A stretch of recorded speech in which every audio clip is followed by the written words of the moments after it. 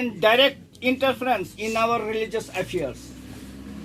We are of the firm conviction that under present abnormal conditions prevailing in the state, the government shall act more cordially to avoid harassment to Kashmiris. This must also be taken note of that Dr. Mirwais Umar Farooq is the religious head in the state. Besides being Mirwais of Jammu and Kashmir, this family is connected for centuries with the people of Kashmir.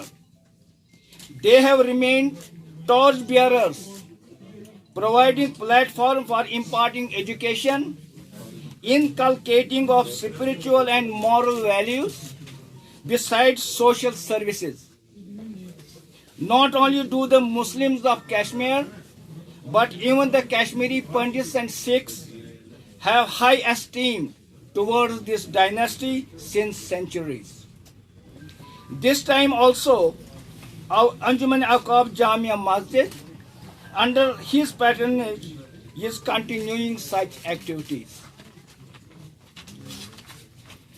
The business community of Kashmir unitedly condemn the brazen attempts at politicization of the situation in Kashmir. Throughout the country, our community is being targeted economically and socially. A section of the social and electronic media are being used to tarnish our image. There are cases of murderous physical assaults. A number of innocent people and leaders have been jailed and are being intimidated. The valley appears to be under siege.